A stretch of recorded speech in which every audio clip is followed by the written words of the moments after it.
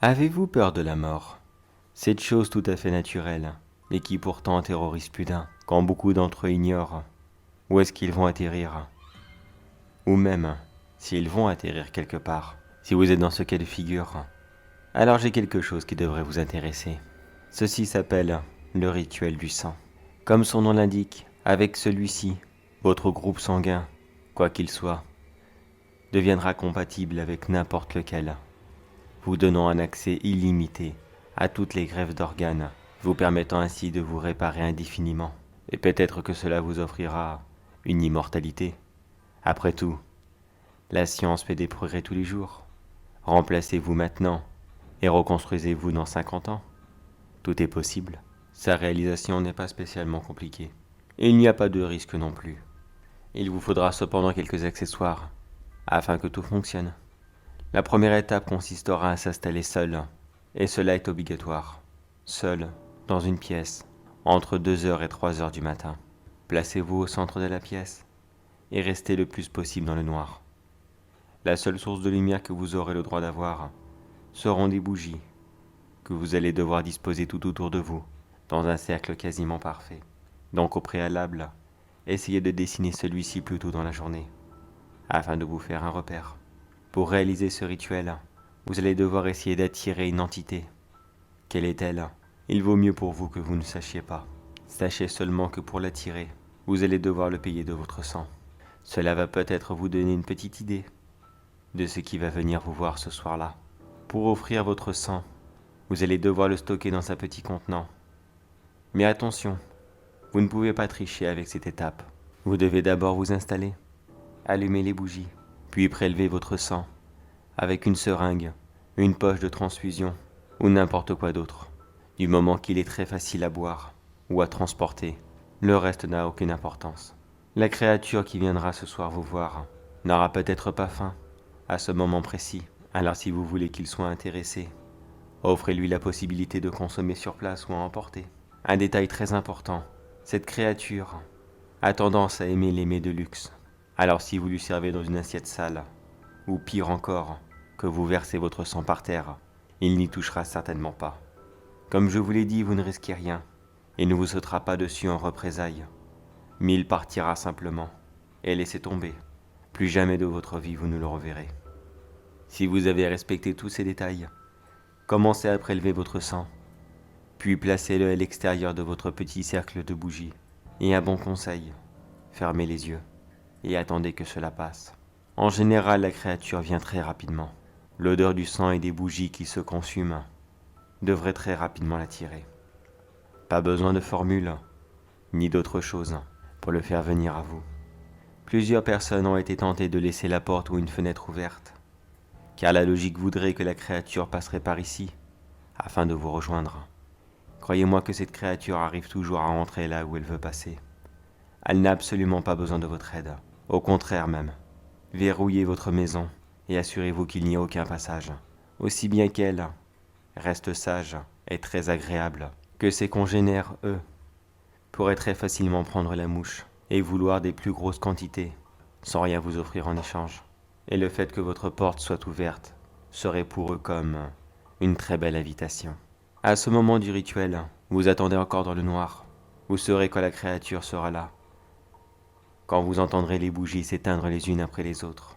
Même si vous avez les yeux fermés, vous pourrez quand même facilement distinguer que la luminosité baisse, et une horrible odeur nauséabonde commencera à embaumer la pièce.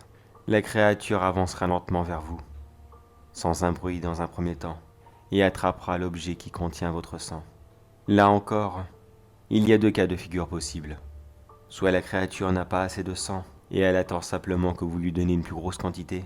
Vous reconnaîtrez ce moment, simplement car la créature ne bougera plus, comme le plus sage des enfants qui attend les bonbons que sa mère lui a promis. Vous n'aurez alors que 10 minutes pour essayer de lui fournir une plus grosse quantité.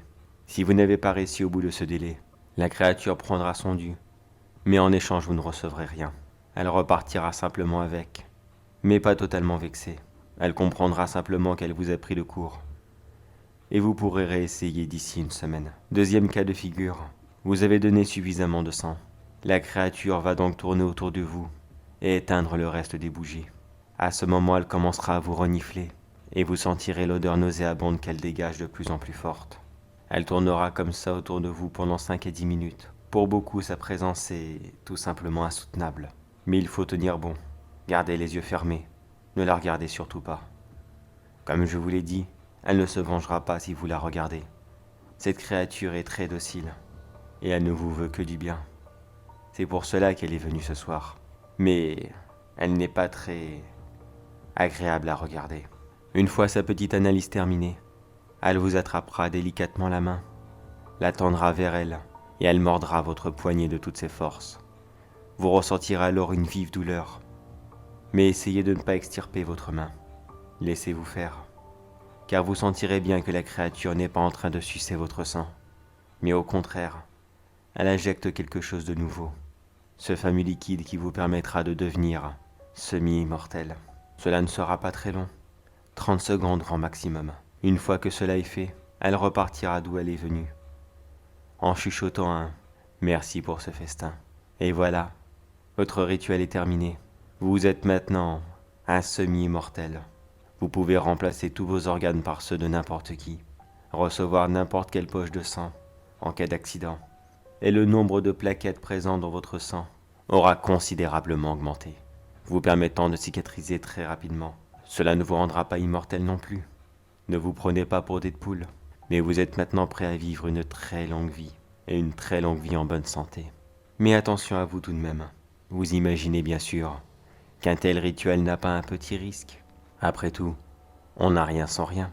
Effectivement, il y a un petit revers de la médaille. Ce rituel vous empêche peut-être de mourir. Mais si cela est quand même le cas, un accident de voiture, poignardé par quelqu'un, ou que sais-je encore, vous imaginez bien que votre tentative de devenir immortel est tombée dans les oreilles de tout le monde, surtout aux oreilles de ceux qui vivent là-haut dans les cieux. Alors maintenant vous êtes prévenus, quand on essaye de tricher avec la mort, et que celle-ci vient quand même vous chercher, elle ne vous emmènera qu'à un seul endroit, et vous imaginez bien maintenant que le paradis vous est et vous sera toujours totalement interdit.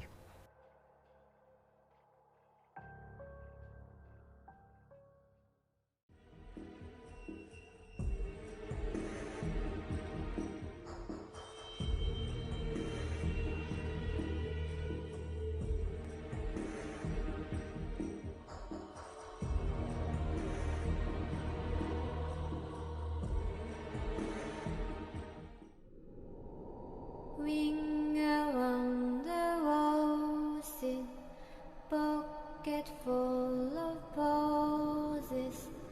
Ashes, ashes, we all fall down.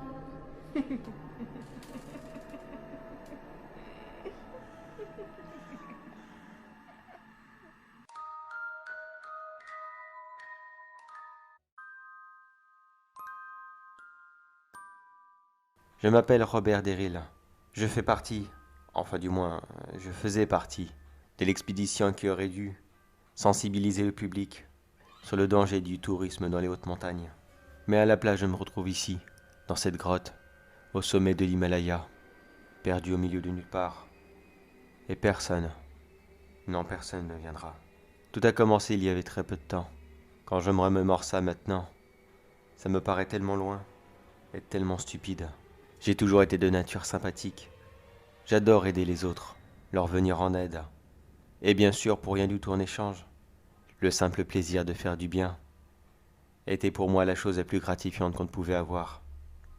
Alors quand j'ai entendu parler de ce programme, qui, à la base, devait servir à sensibiliser le public contre le danger du tourisme de masse qui ne cessait de s'accumuler dans les régions montagneuses. Oui, beaucoup d'autochtones vous diront que ces touristes sont pour eux quelque chose de bénéfique. Ils ont besoin de leur argent. Mais malheureusement, les touristes sont rarement des gens propres, qui ramassent leurs déchets, ou alors même qui n'en produisent pas. Mais malheureusement, dans la réalité, les montagnes deviennent très rapidement des poubelles. Et quand je dis poubelles, je ne parle pas des petites que vous avez chez vous, ou même celles que vous trouvez sur les places publiques, afin de jeter vos déchets. Non, je parle plutôt de gigantesques décharges à ciel ouvert. Et croyez-moi que cela s'accumule, jour après jour, mois après mois, année après année. Notre campagne était donc simple. Faire comprendre aux gens que oui, ils avaient le droit d'aller faire leurs vacances là-bas, et que la montagne, comme tous les autres paysages du monde, mérite d'être respectée. Je me suis donc rapidement inscrit à ce programme. J'ai réussi à avoir ce que je semblais être de la chance à la base. Le bonheur d'être choisi pour la première expédition. Rendez-vous au sommet de l'Himalaya. Objectif là-bas, prendre des photos et des vidéos, durant toute la montée.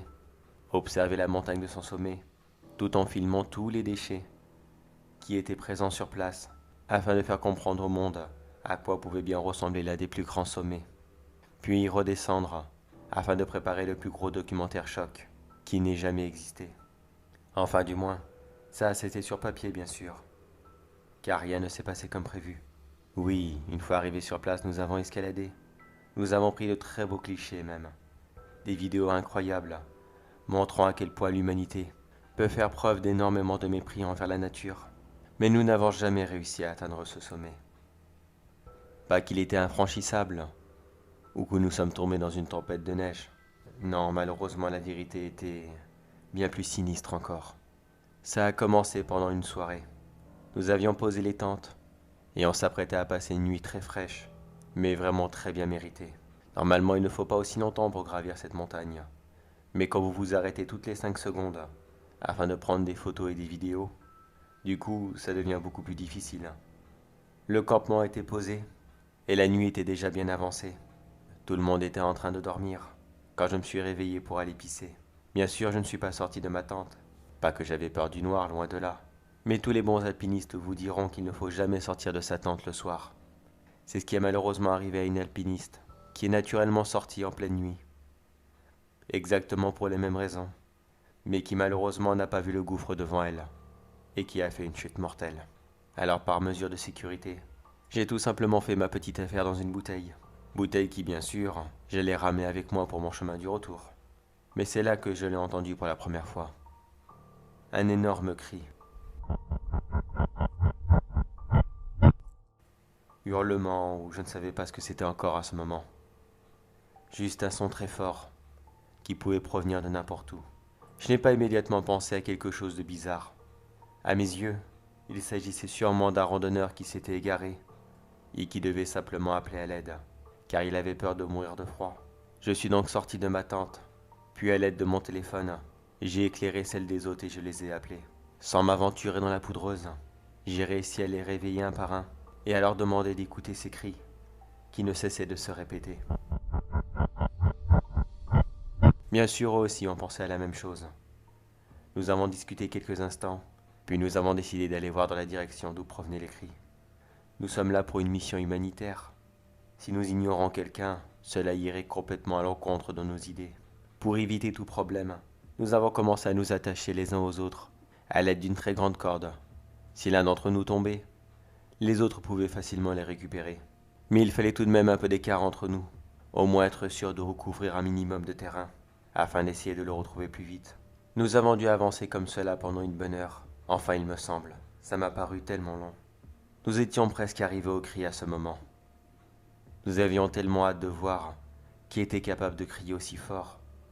Je sais très bien que la peur est capable de nous faire des choses incroyables. Mais tout de même, cet homme devait avoir les poumons les plus gros du monde. Mais juste avant d'arriver à la source du bruit, les cris se sont mystérieusement arrêtés, aussi rapidement qu'ils avaient commencé. Mais nous avons quand même continué à avancer. Après tout, il s'était peut-être évanoui, ou pire encore. Non, il ne fallait pas qu'on en reste là. Il fallait vraiment qu'on le retrouve.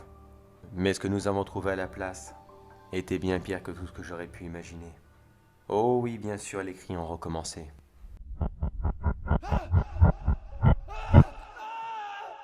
Mais ce n'était plus du tout les mêmes. Les cris suivants que j'ai entendus étaient ceux de l'un de mes camarades, celui qui était tout à l'opposé de la corde. Ah oui, j'ai oublié de vous expliquer. Ce fameux camarade était en tête de corde. Moi, j'étais à la fin. Une certaine ironie quand on y réfléchit. J'ai toujours été le dernier en tout, et je suis même le dernier dans cette situation. Vous allez vite comprendre. On ne voyait vraiment pas grand-chose dans le noir. Normal, vous me diriez. Mais comble de la malchance, un petit vent avait commencé à se lever, juste avant que notre collègue ne se mette à hurler. Est-ce que cela avait un rapport? Aucune idée. Mais avec très peu de visibilité. Même 1,50 m vous paraît très éloigné. Celui qui était juste après lui a commencé à son tour à hurler. Toute la ligne a hurlé comme ça les uns après les autres.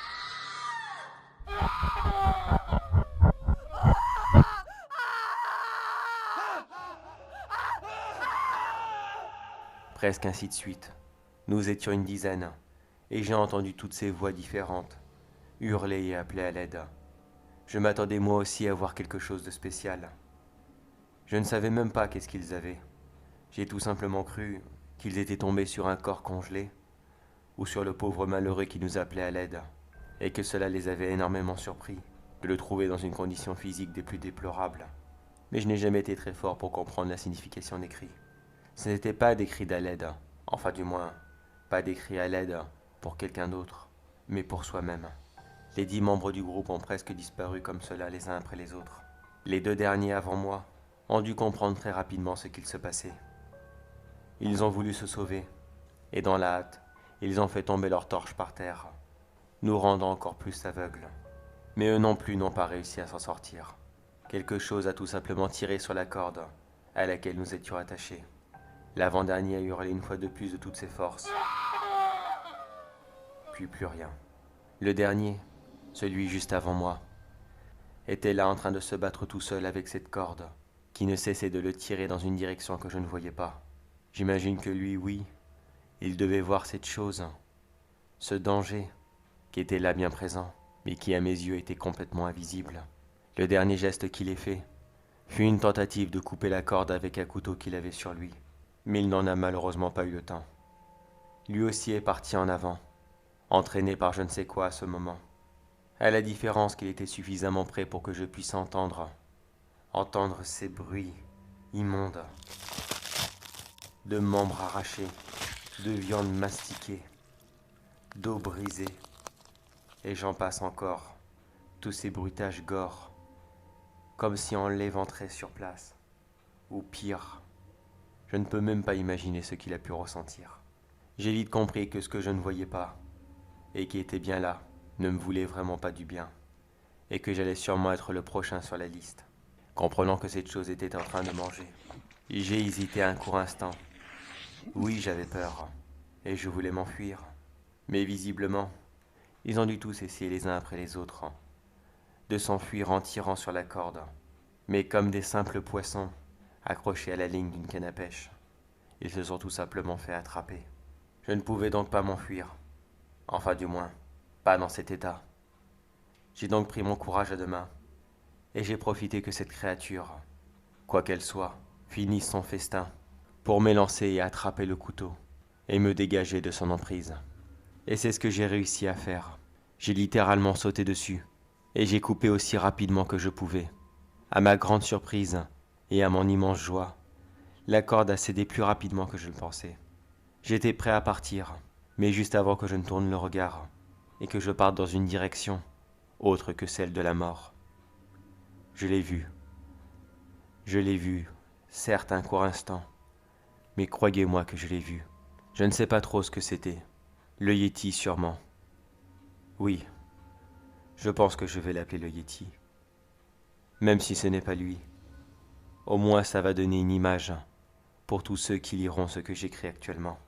Vous avez sûrement vu des films de Yéti, un énorme singe blanc, comme on peut voir dans l'un des films de la momie, dans plusieurs dessins animés, mais croyez-moi que la version réelle ne ressemble absolument pas à ça. En fait, il ressemble plus à un lion, un immense lion qui se tient debout. Par contre, il est bel et bien blanc.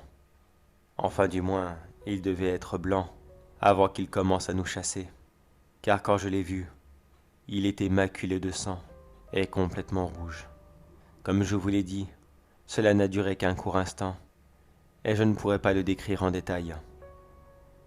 Mais cela m'a largement suffi pour que je comprenne qu'il fallait à tout prix que je parte. J'ai donc réussi à m'enfuir, par je ne sais quel miracle, puis j'ai avancé aléatoirement ici et là. Je ne voyais vraiment pas où j'allais.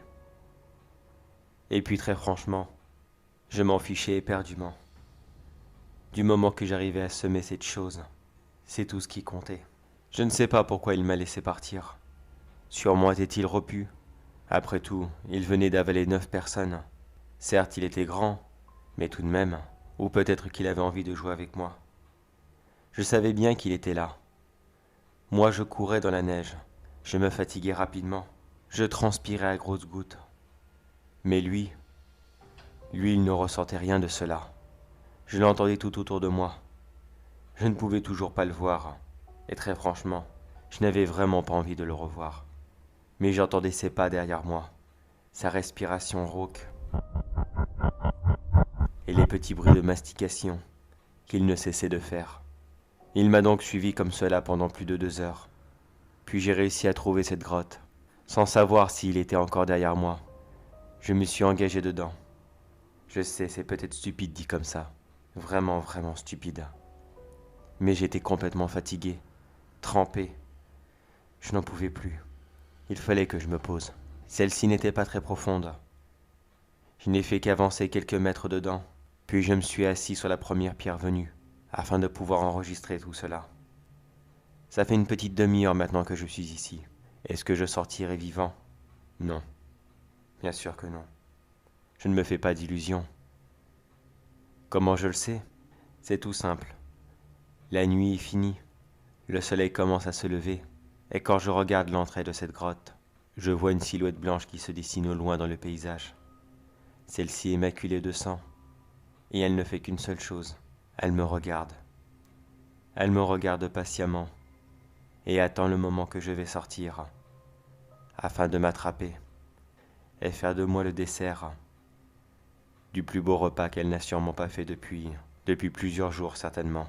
J'espère qu'elle ne comprendra pas la technologie, et qu'elle n'aura pas la curiosité de venir chercher mon téléphone ici. Je les laisse donc derrière moi, je n'y toucherai pas. De toute façon, il ne me servira à rien. Vous imaginez bien qu'ici il n'y a pas de réseau. Mais retenez bien ceci, si un jour vous venez vous promener dans l'Himalaya, surtout faites bien attention, car il n'y a pas que les touristes et les humanitaires comme moi qui se promènent par ici. Il y a quelque chose de grand, monstrueux, et d'encore plus terrible que vous n'avez jamais imaginé.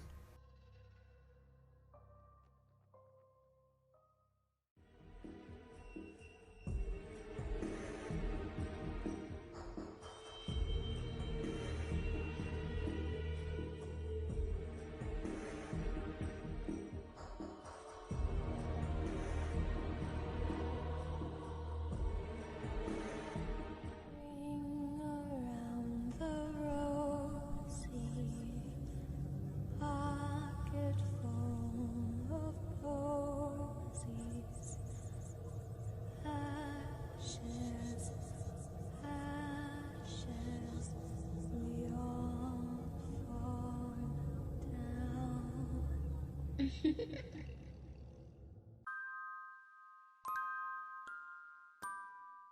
Avez-vous beaucoup de mal à trouver l'amour? Attention, je ne parle pas d'un coup d'un soir, bien sûr. Je parle du vrai grand amour. Celui qu'on ne connaît qu'une seule fois et qui restera avec vous pour le reste de votre vie. Non, je vous rassure d'avance, je ne suis pas un agent matrimonial, et encore moins un développeur d'applications bidons, comme il en existe tant. Non, mes méthodes sont beaucoup plus efficaces. Du moins, je n'ai qu'une seule méthode, la meilleure d'entre tous. Croyez-moi que celle-ci est et restera toujours la plus efficace. Mais avant de commencer, laissez-moi vous poser cette petite question.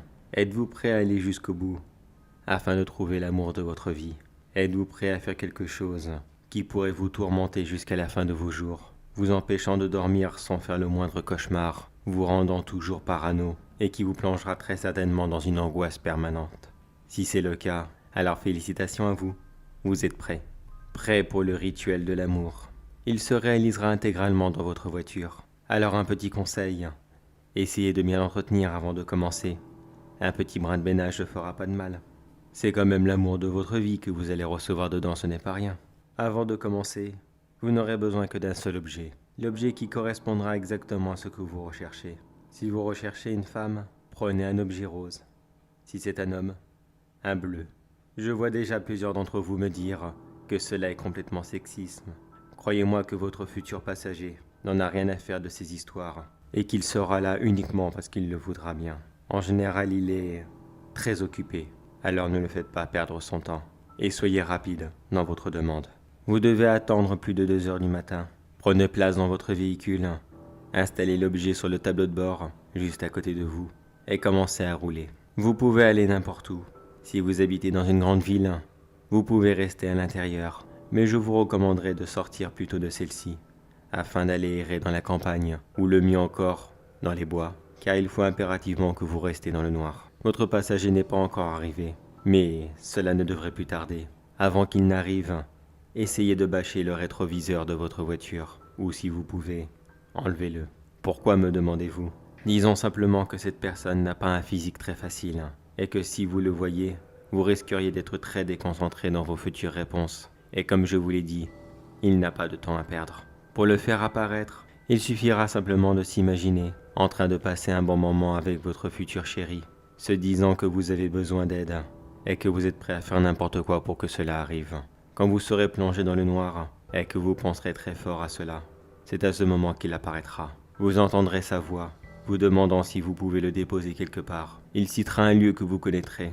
Répondez-lui simplement oui et continuez à rouler afin de l'y déposer. Il faudra toujours en moyenne 10 minutes, ce qui vous laissera largement le temps afin de faire ce petit rituel. Cette créature commencera à parler en première. Elle vous parlera de tout et de rien, de la pluie et du beau temps, ou même d'actualité, de jeux vidéo, films, livres, n'importe quoi. Vous avez sûrement déjà entendu plusieurs rituels, et beaucoup d'entre vous recommandent de ne pas répondre à votre passager, car cela ne vous ferait que du tort. Mais cette fois-ci, répondez-lui. Il est même fort recommandé d'entrer dans son jeu. Pas que cela pourrait le vexer, mais je vous rappelle qu'il est là pour vous trouver la perle rare, et que cela sera beaucoup plus facile pour lui s'il sait exactement quoi chercher. Parmi toutes ces conversations et toutes les multiples petites questions, il y en aura 3 qui sortiront du lot. Il ne les posera pas d'une façon spéciale, il ne prendra pas une grosse voix ou un air sérieux, elles sortiront simplement des conversations. À vous de savoir les reconnaître. La première sera sur le physique de votre futur conjoint. Comment l'imaginez-vous? Petit, grand, blond, brun, à vous de les décrire. Il y a des bonnes et des mauvaises réponses. Plus vous serez exigeant et que vous demanderez la perfection, et plus vous entrerez dans le négatif. La meilleure réponse que vous pouvez donner, c'est tout simplement qu'à vos yeux, le physique ne compte pas, car le plus important c'est que l'on soit beau de l'intérieur. Votre passager reprendra ses conversations. Puis la deuxième question, celle-ci portera sur la famille. Il vous demandera si vous seriez prêt à accepter une famille nombreuse, ou un peu envahissante, voire même si cette autre personne a déjà des enfants. Il y aura là encore des bonnes et des mauvaises réponses. Si vous serez encore très exigeant, pas d'enfants en bas âge, une belle famille très discrète, il se pourrait que votre passager ne l'apprécie pas trop. Mais je vais encore vous révéler la bonne réponse. Il suffira simplement de dire que sa famille sera votre famille et que vous serez très heureux de les recevoir. Car après tout, la famille passe avant tout. Il sera très satisfait de vous, même si vous ne le voyez pas. Cela se verra sur son visage. Mais cela n'est pas une raison pour vous retourner, car vous l'avez compris bien sûr. Toutes ces nombreuses questions et conversations qu'il aura avec vous sera aussi dans le but d'essayer de vous le faire regarder, afin de vous faire tomber dans un piège. Résistez au maximum et restez concentré sur votre route. Juste avant d'arriver à votre destination, il vous posera la dernière question. Vous aimeriez qu'il soit dans quel domaine professionnel? Cela sera votre dernière chance de vous racheter. Surtout si dans les 2 fois précédentes vous avez dit des bêtises. Vous pourrez continuer sur votre lancée de conneries et répondre que vous exigez de la personne qu'il ait une situation stable et qu'il gagne très bien sa vie. À ce moment, vous passerez pour un gros avide d'argent et croyez-moi que ce visiteur n'aime vraiment pas les gens qui sont avares. Mais encore une fois, il existe une bonne réponse. Dites-lui simplement que vous vous moquez de ce qu'elle peut faire dans la vie. Le plus important, c'est que vous soyez ensemble et que vous vous aimez très fort. Quitte à vivre d'amour et d'eau fraîche, au moins, le plus important est là. Maintenant qu'il a tout ce qu'il faut, votre passager vous demandera de vous arrêter et il disparaîtra tout simplement dans la noirceur de la nuit. Mais une fois encore, ne le regardez surtout pas. Si vous avez eu la curiosité de le regarder, vous avez donc vu cette ignoble créature, dont l'apparence ressemblerait plus à celle du Krampus qu'à une véritable personne qui se serait trompée de véhicule et qui vous aurait pris pour un Uber. Et comme je vous l'ai dit, vous aurez l'image de cette monstruosité partout où vous irez. Vous la verrez dans les rétros de votre voiture, derrière vous dans le miroir. Vous entendrez probablement sa voix dans votre chambre quand vous dormirez le soir, tant que vous n'aurez pas mis fin à vos jours. Mais bon, je vous fais confiance. Je suis sûr que vous n'avez pas fait de bêtises. Si vous avez donné les bonnes réponses, rentrez simplement chez vous. Vous croiserez quelqu'un qui fera du stop. Arrêtez-vous sur le côté et laissez cette personne entrer dans votre voiture. Il ou elle ne saura pas pourquoi elle se retrouve ici et maintenant. Il vous sortira une histoire un peu surréaliste, qu'il était en train de dormir chez lui ou autre activité, et que soudainement il s'est réveillé ici. En général, il ou elle habitera beaucoup trop loin, et vous ne pourrez pas le déposer chez lui ce soir. Proposez-lui simplement de venir chez vous, et pour une raison qu'il ou elle ne comprendra pas. Il ou elle ira volontairement chez vous, et vous passerez la meilleure soirée de votre vie. Et c'est là que votre belle relation commencera. Une relation qui aboutira sur un mariage, et une très belle longue vie en couple. Mais cela sera uniquement si vous avez répondu correctement aux questions. Si vous avez donné une ou deux mauvaises réponses, vous trouverez une autre personne sur la route. Il ou elle sera très sympathique, et l'histoire se répétera exactement pareil. Mais cette fois-ci, l'invitation ne sera pas acceptée. Vous devrez vous farcir plusieurs heures de route, et beaucoup insister afin de récupérer son numéro de téléphone. Avec de la chance, vous pourrez peut-être sortir avec. Vous aurez peut-être une très belle relation avec lui ou elle, mais elle ne sera pas toujours tout rose. Mais accrochez-vous bien si vous tenez vraiment qu'il ou elle reste avec vous. Et enfin, la dernière, si vous vous êtes trompé sur les 3 questions, vous croiserez quelqu'un de complètement différent. Celle-ci sera complètement sociopathe. Il ou elle vous adressera très rarement la parole. Et je vous déconseille formellement d'essayer de sortir avec. Même si vous y arrivez, par je ne sais quel miracle, cela finira obligatoirement par une rupture, ou peut-être même par la mort de l'un de vous deux, après une énorme dispute, qui pourrait malheureusement très mal tourner. Cependant, il y a un petit quelque chose que j'ai oublié de vous préciser. Si un jour il vous prend l'envie de tromper votre conjoint, qu'importe si celui-ci sera le meilleur, le médiocre ou le pire, vous mourirez quelques jours plus tard, dans un accident extrêmement violent, domestique, professionnel ou sur la route. Une chose est sûre, vous n'y échapperez pas. Et à ce moment, le passager reviendra, et c'est lui qui viendra vous ramasser, prenant votre âme et l'ajoutant dans sa grande collection de célibataires désespérés qui auront tout essayé afin de ne pas finir seuls, mais qui au final passeront l'éternité dans une grande cellule, à tourner en rond, et en restant pour toujours et à jamais, et définitivement seuls.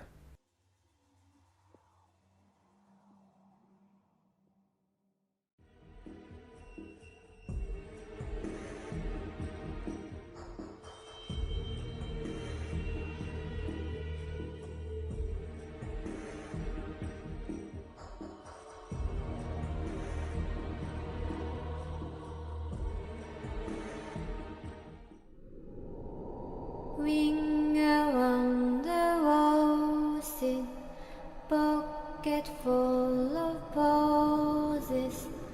Ashes, ashes, we all fall down.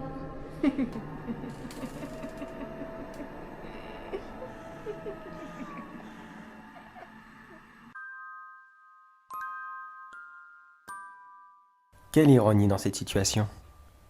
Moi qui ai tout fait pour qu'il n'y ait personne dans cette maison. M'y voilà maintenant coincé. Je pense que je le mérite de toute façon. Après tout ce que j'ai fait, c'est peut-être pas plus mal. Ça fait des heures que je suis là, à me remettre en question. Tout ce qu'il me reste, c'est mon téléphone, sur lequel j'enregistre ce petit message audio. Est-ce que ça servira vraiment? Ça m'étonnerait, vu la réputation que j'ai fait sur cette maison. Personne n'osera y venir. Ou alors, dans très très longtemps, quand toutes ces histoires seront finies, et en espérant qu'Internet ne fasse pas trop courir le bruit. J'ai l'air tellement serein. Est-ce de la folie? Ou est-ce que j'accepte la situation? Je vais vous raconter depuis le début. Après, libre à vous de me juger. Je suis un agent immobilier. Mon nom, il n'a plus aucune importance. Comme je vous l'ai dit, je ne suis même pas sûr que ce téléphone soit retrouvé un jour, ou alors dans plusieurs décennies. Mon agence immobilière, une petite boîte que j'ai fondée moi-même, et qui porte mon nom, aura très certainement fait faillite. Alors pas la peine d'en rajouter. Sachez juste que j'étais spécialisé dans les maisons luxueuses.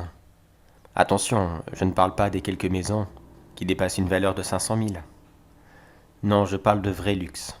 Manoir, petit château, résidence au bord de mer, des pures merveilles. Je n'ai malheureusement pas eu le temps de pratiquer très longtemps. À peine 6 mois. En 6 mois, j'ai réussi des sommets. Et je me suis littéralement cassé la figure. Comme dit l'expression, plus haut sera la chute. Quel est le secret, me direz-vous? C'est simple. Toutes ces maisons luxueuses, surtout les manoirs, ont comme point commun, pour la majorité d'entre elles, d'être habitées par des personnes âgées. Des gens qui ont perdu des proches, parfois dans cette même maison, et qui se sentent terriblement seuls, qui ne veulent plus rester seuls. Vous vous demandez sûrement, est-ce que c'est là le secret? Pousser des vieillards à partir en maison de retraite? Non, il n'y a pas que ça. Ça joue, bien sûr, mais vous imaginez bien que beaucoup ne veulent pas quitter leur chez eux. Ils utilisent souvent cette même excuse. Je suis né ici, je mourrai ici. Et souvent je me dis à ce moment, ce que tu fais de ta vie dans cette maison ne me regarde absolument pas. Du moment que tu ne me dis pas où tu as fait toutes tes cochonneries, ça me va. Enfin bref. Ma petite astuce pour essayer de les faire partir, très souvent de force, n'est pas d'engager des gros bras ou envoyer des quelconques lettres de menace. Non, je fais passer la maison pour hanter. Pour cela, rien de plus simple. Je m'en rends d'abord chez les propriétaires, afin de faire un rapide tour de la maison. Très souvent, ils me disent qu'ils ne sont pas intéressés et qu'ils ne veulent absolument pas vendre. Alors à ce moment, je commence à les mettre un peu en confiance. Le coup classique, on discute de leur passé, celle de la maison. Comment ont-ils vécu ici? Étaient-ils mariés? Avaient-ils des enfants? Une fois que j'ai quelques petites infos, comme par exemple, qui est probablement mort dans ces lieux? Un ex-mari, un ami, ou un ancêtre encore plus vieux. J'insiste pour faire le tour de la maison, comme je vous l'ai dit plus tôt. Bien souvent, ils ne veulent pas, mais j'aime bien leur dire que c'est juste pour faire une estimation. Après tout, il n'y a que les imbéciles qui ne changent pas d'avis. Ça arrivait même 3 fois sur 10. Qu'après ce rapide tour, et le joli prix que je leur proposais, ils changent littéralement d'avis, et je n'avais pas à faire de magouille. Mais quand ils sont un petit peu insistants, je m'arrange pour me retrouver dans une pièce seule. Souvent le grenier, les toilettes. Ce n'est pas très difficile. Au moment de visiter ceci, vous n'avez qu'à juste leur dire « Excusez-moi, est-ce que je peux les emprunter? J'ai une envie pressante. » Tout le monde est humain. Ils vous répondront « Oui, c'est obligé. » À ce moment, j'utilise mon deuxième téléphone, que je ne leur avais pas montré depuis le début. Je règle la messagerie sur la voix d'un homme ou d'une femme, ou même d'un enfant. Tout dépend de ce que les gens m'ont dit précédemment. Puis j'essaye de le cacher. Une petite grille de ventilation, un faux plafond, derrière un meuble. Les occasions sont multiples. Puis je termine rapidement la visite comme si de rien n'était. Et je repars sans trop insister. 2 ou 3 jours plus tard, alors qu'ils m'ont totalement oublié, je commence à appeler ce deuxième téléphone. Et je vous laisse deviner la sonnerie. Il s'agit d'une voix qui rit d'une façon malsaine. Horrifique même. J'ai installé plusieurs sonneries, afin d'avoir des sons différents par rapport à la personne qui appelle. Avouez-le, on l'a tous déjà fait. À la différence que le deuxième appel est très souvent des hurlements. Des hurlements de douleur ou de terreur. Je répète cette opération pendant des nuits et des nuits, empêchant les propriétaires de dormir et les rendant complètement fous. Puis 2 semaines plus tard, j'y retourne. Je peux vous garantir qu'à ce moment, ils n'ont plus du tout la même tête. Les visages souriants et accueillants qui m'ont reçu la dernière fois ont complètement disparu, pour laisser place à des mines fatiguées et terrorisées, ne sachant pas ce qui leur arrive. Pour ma part, pour ne pas faire trop suspicieux, je prétexte simplement un oubli, un tampon ou des cartes de visite, que j'aurais perdu il y a quelque temps, et que je viendrais savoir si ils ne les auraient pas vus par hasard. Ils me répondent machinalement non. Puis juste avant de partir, je leur sors ma phrase réplique. Pendant que j'y suis, avez-vous changé d'avis? Et là, croyez-moi, ils ont réellement changé d'avis. Mais malheureusement, mes magouilles ont pris fin ce matin. C'est la dernière maison que je viens d'acheter. J'avais des vues dessus depuis très très longtemps. Ça fait même un mois que je fais tourner les gens bourriques avec ces sonneries de téléphone. Pour vous dire, j'avais pratiquement peur que le téléphone de secours tombe à court de batterie et que je ne puisse même pas le récupérer. Mais ils ont finalement craqué, même si ils avaient l'air beaucoup moins fatigués et beaucoup moins terrorisés que les autres. Comme d'habitude, la vente s'est faite très rapidement, à la petite différence que cette fois-ci. Avant de partir, faites attention à vous, la maison est hantée. Ou alors les pauvres regards tristes qu'ils me lançaient à chaque fois, pensant qu'ils venaient de me vendre le lieu le plus damné du monde. Cette personne, une vieille dame, avait sur son visage un sourire narquois, presque satisfaite. Je savais très bien pourquoi elle souriait comme ça. Je ne suis pas le dernier des abrutis. Je me suis juste dit que celle-ci était une grande sadique, et qu'elle devait sûrement apprécier l'idée de me faire souffrir. Moi, en revanche, la seule chose que je me disais, c'était « Dommage pour toi, ma vieille. Mais ton fantôme, c'est moi. » La maison était immense. Et le lendemain même, je me suis dépêché d'y aller, afin d'essayer de mettre un coup de ménage rapide. Même si, vu tout le travail qu'il y avait, je n'allais sûrement pas faire ça tout seul. Je voulais juste rapidement jeter un petit coup d'œil, afin de voir combien cela allait me coûter, en ménage et en rénovation. Car je peux vous garantir que cette maison tombait littéralement en ruine. Elle était toujours vivable, bien sûr, mais je me demande comment cette vieille dame n'a pas fait pour se casser une guibole. Je suis volontairement resté 3 heures dans cette maison. Pourquoi volontairement ? Vous allez comprendre. Durant ces 3 heures, j'ai entendu des murmures, des petites voix, me saluant, me demandant qui j'étais, et qu'est-ce que je faisais là. La dernière fois que je les ai entendus, petites voix sympathiques, comme je les surnomme, ils m'ont chuchoté « Tu devrais partir, tu ne dois pas être là ». Mais malheureusement, je ne les ai pas écoutés. J'ai juste mis cela sur le dos de l'excitation. Après tout, ça faisait un mois que je tourne autour de cette maison. Puis les réels problèmes ont commencé. J'ai commencé à entendre ces fameux hurlements et des rires provenir de l'étage, alors que j'étais moi-même au rez-de-chaussée. Machinalement, je suis monté, afin d'aller récupérer mon téléphone, car je pensais dur comme fer à ce moment, que c'était lui que j'avais encore oublié, et que quelqu'un avait dû simplement m'appeler. Mais une fois en arrivant dans la salle de bain, je vous laisse deviner, il n'y était pas. J'ai tâté mes poches, et effectivement, je l'avais sur moi depuis le début. Mais alors, qu'est-ce que c'était ? Puis tout s'est enchaîné très vite. La silhouette d'une femme est rapidement apparue dans le miroir de la salle de bain, me hurlant que je devais partir. Je n'avais rien à faire ici. J'ai même failli faire une crise cardiaque à ce moment. Bien sûr que je voulais partir, mais essayer de bouger dans cette situation. J'étais comme paralysé sur place, comme si on vous avait enfoncé un énorme poignard dans le cœur, et que vous essayiez en vain de l'enlever. Quand j'ai enfin repris mes esprits, j'ai doucement essayé de descendre les escaliers, afin de rejoindre la sortie. Mais à peine eus-je le temps de faire quelques pas, que quelque chose me poussa, et me fit les descendre en tombant. Je pense que j'ai dû me fouler une côte, ou quelque chose dans le genre. Ça aurait pu être pire, je me suis dit. Je n'avais vraiment pas le temps de rester là et d'essayer de faire quoi que ce soit. De toute façon, on ne peut rien faire sur une côte fêlée. Encore pris dans mon adrénaline, je me suis lentement levé pour essayer de courir jusqu'à la porte d'entrée. Celle-ci était d'ailleurs grande ouverte. Elle ne s'est pas refermée devant moi, comme dans tous les films d'horreur, mais quelque chose que je ne voyais pas m'a violemment bousculé sur la droite, et j'ai été projeté dans une autre pièce.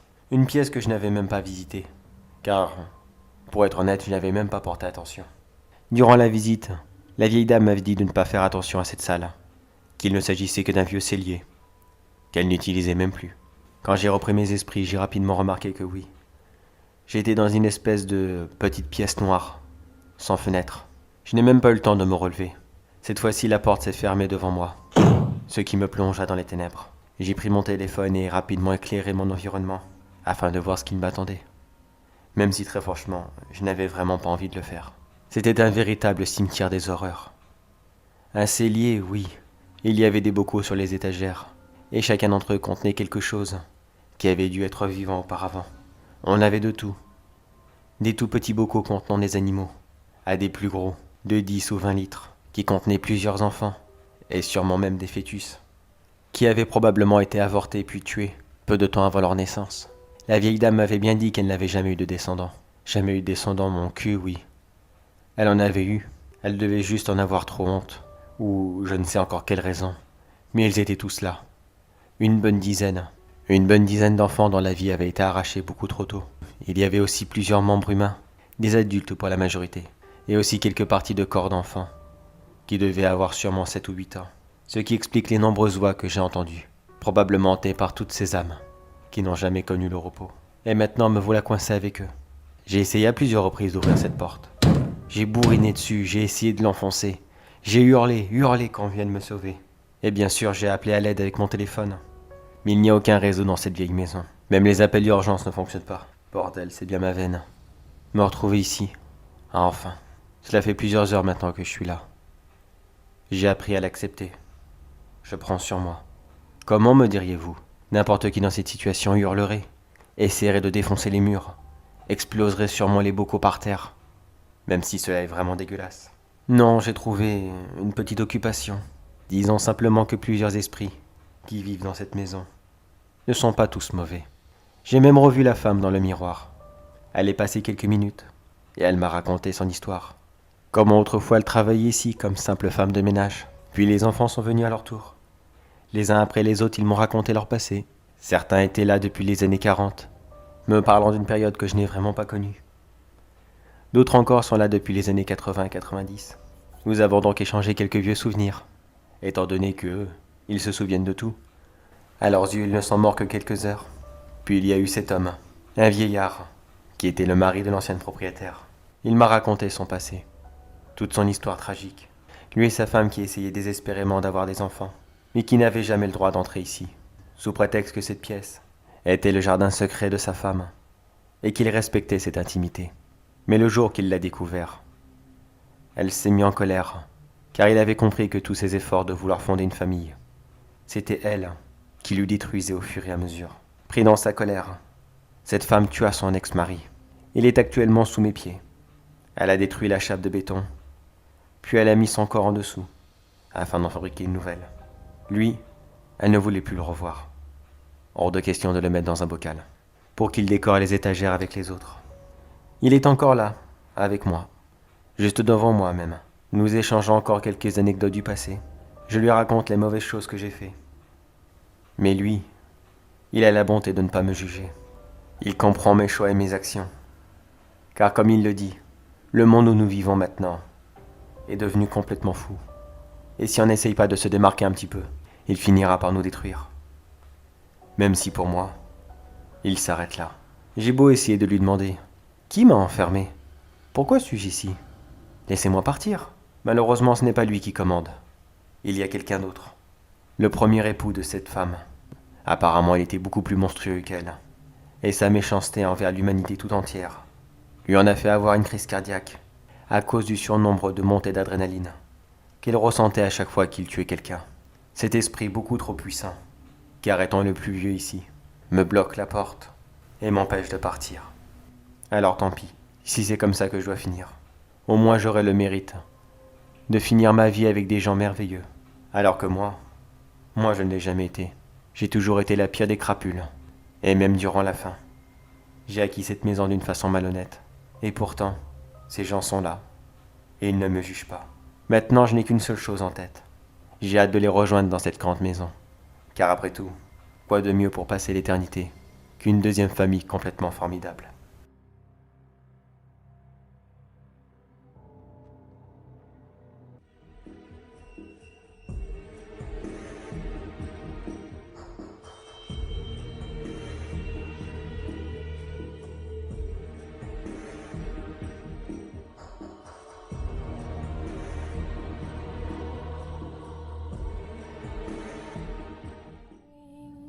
Around the rosy pocket full of posies, ashes, ashes, we all fall down.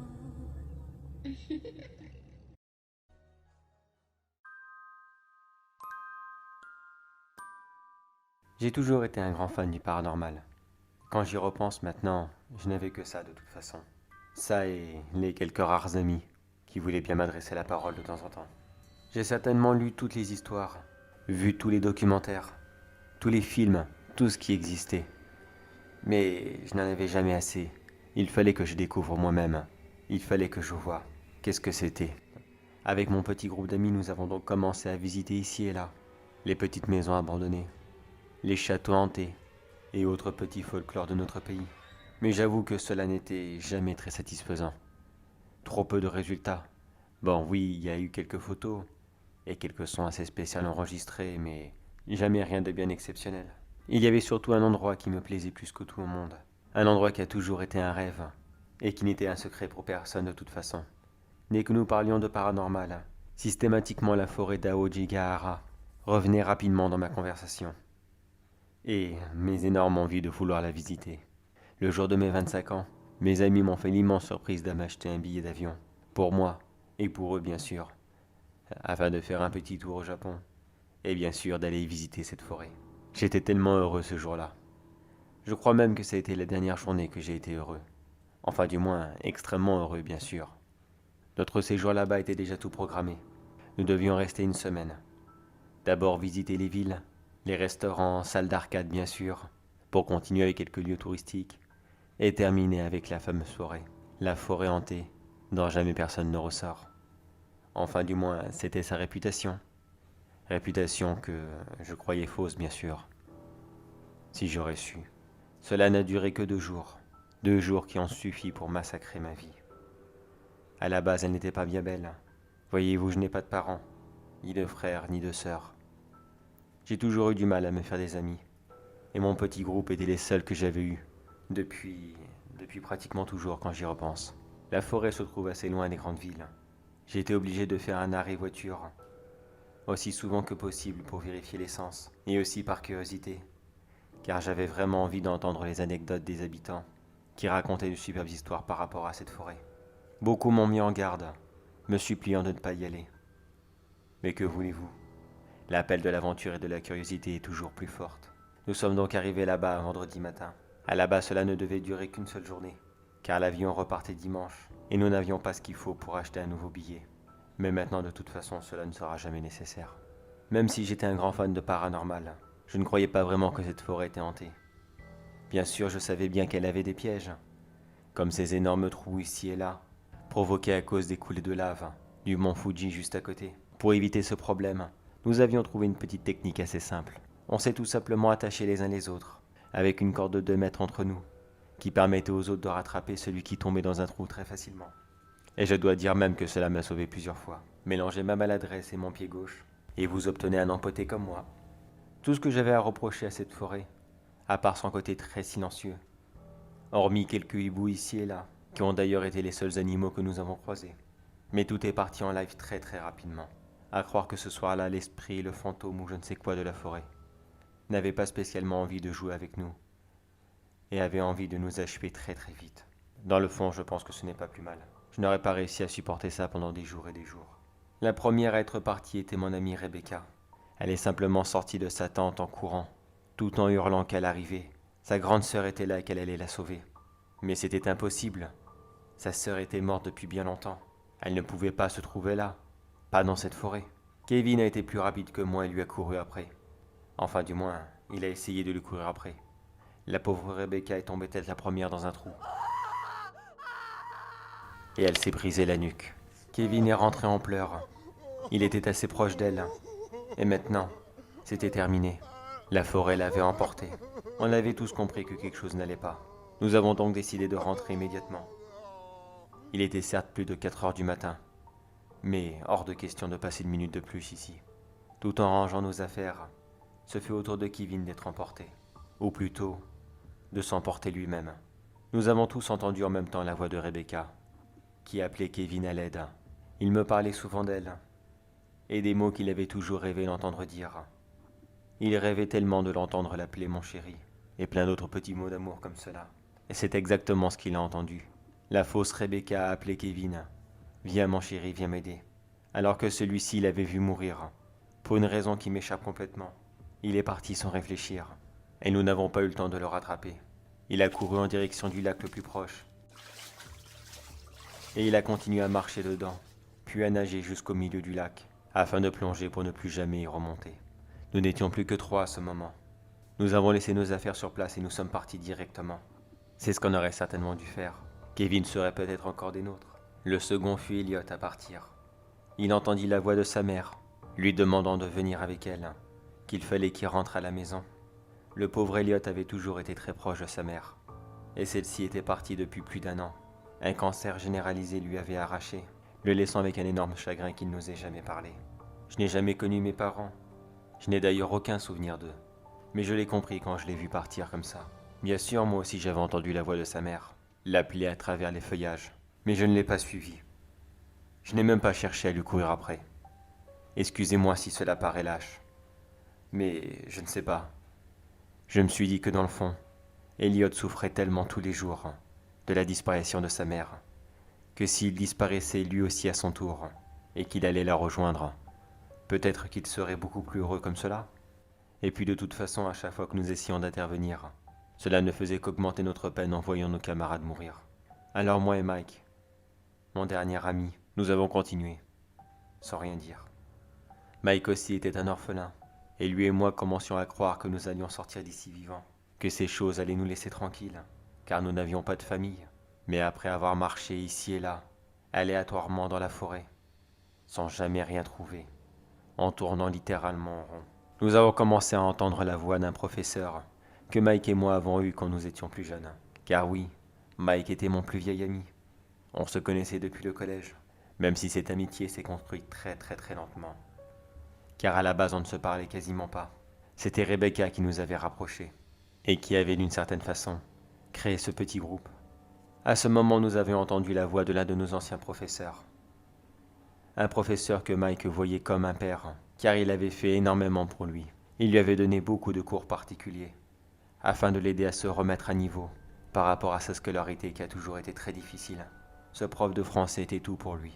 Mais lui aussi était parti. Mais je vous rassure, cet homme est mort de cause tout à fait naturelle, à l'âge de 86 ans. Et comme pour les autres fois, Mike n'a absolument pas réfléchi. Il a entendu la voix, écouté quelques phrases, puis il a couru dans sa direction.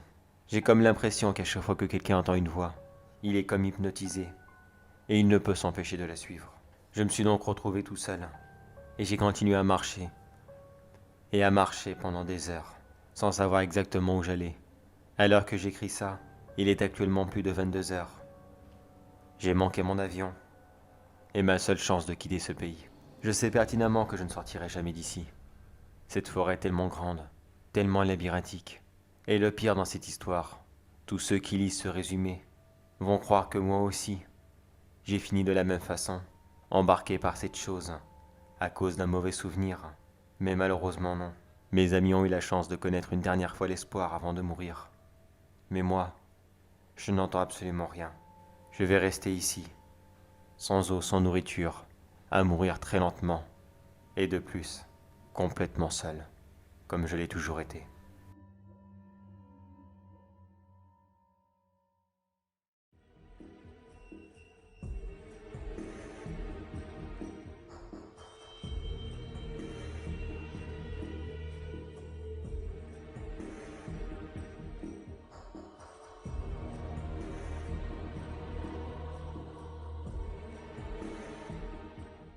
Ring around the rosy pocket full of posies.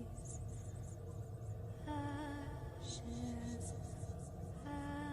ashes, we all fall down.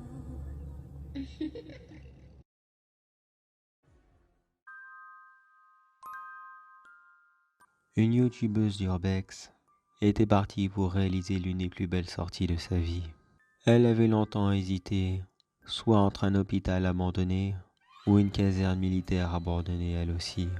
Les deux bâtiments avaient un passé assez mouvementé, mais après avoir laissé choisir ses abonnés, le choix tomba sur l'hôpital. Elle s'y rendait donc en pleine journée. Malheureusement pour elle, couvre-feu l'oblige. Et puis de toute façon, les urbex de nuit ne donnent jamais rien de bon. Son urbex était en live sur sa chaîne, équipé d'une grosse caméra 4K, une plus petite frontale et d'un micro externe. Elle avait l'équipement parfait afin de filmer l'intégralité de son urbex et de pouvoir offrir une vidéo exceptionnelle. Elle n'eut pas de mal à trouver le bâtiment, un peu reculé dans les bois, mais assez souvent visité par ses collègues, sauf depuis une bonne année et demie maintenant, confinement sur confinement, et avec maintenant le couvre-feu, peu de gens avaient le temps de se consacrer à ce petit bâtiment, et qui n'avait pas une grande importance dans l'histoire. Elle aurait préféré aller dans la caserne militaire, mais de savoir qu'elle offrirait une nouvelle vidéo sur un bâtiment qui en comptait certes déjà plusieurs, mais toutes étaient déjà vieilles de plus de 2 ans, lui donnait un petit espoir. Ça serait comme un contenu remasterisé. Elle visita rapidement le bâtiment qui n'était pas très grand. Beaucoup de ses abonnés visionnaient le live et lui donnaient plusieurs commentaires en même temps. Plusieurs connaissaient déjà bien le lieu après avoir regardé des vidéos des autres youtubeurs et ils se donnaient un malin plaisir de lui spoiler littéralement l'endroit. Passe derrière cette porte, tu verras. Tu vas trouver l'une des chambres qui est bien glauque avec toute la végétation qui a repoussé. La pauvre n'aimait déjà pas faire des visites guidées. Cela allait certainement lui gâcher tout le reste de la visite. Et elle se promit à elle-même que plus jamais elle n'annoncerait à l'avance le nom du lieu où elle se rendrait. Pendant un bon moment, elle croyait même que l'un de ses abonnés était venu avec elle, car elle entendait des bruits de pas derrière elle, qui ne cessaient de la suivre pièce après pièce. À chaque fois qu'elle se retournait, il n'y avait strictement rien. Mais pourtant, elle n'était pas folle.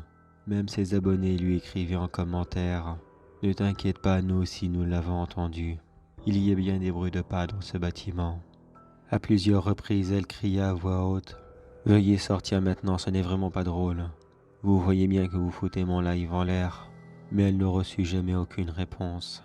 Soit c'était un réel stalker, ou alors un abonné très timide et qui n'osait pas venir la déranger. Mais dans tout le cas, le mal était fait, car elle s'était donné un point d'honneur à faire toutes ces urbex seule, et maintenant cette règle était gâchée. Complètement énervée de cette situation, elle attendit d'entendre le dernier bruit de pas, et elle courut dans sa direction, en espérant pouvoir trouver cet emmerdeur qui avait bien décidé de lui pourrir la vie. Elle courut dans une autre pièce retournant sur ses pas, mais elle n'y trouva qu'un pauvre renard qu'elle feutrait sous un bureau et qui tremblait de peur. La pauvre bête n'osait pas du tout bouger, comme si elle venait de voir un fantôme.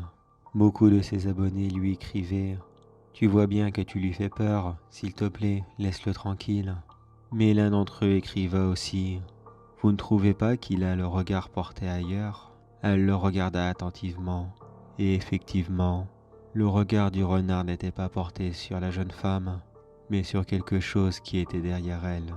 Elle tourna légèrement sa caméra frontale, et elle filma une immense créature, toute poilue avec d'énormes yeux jaunes, une immense mâchoire ouverte, remplie de dents acérées prêts à l'attraper. Complètement pétrifiée par la peur, la jeune femme n'a eu que le temps de se dire « Eh merde, j'aurais dû aller à la caserne. »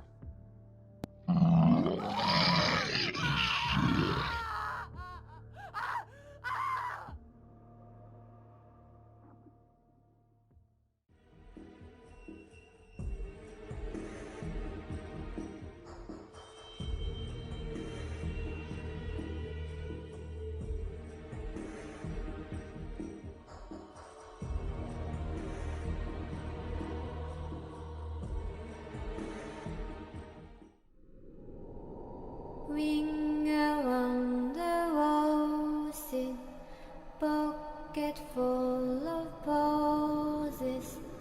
Hashes, hashes, we all fall down.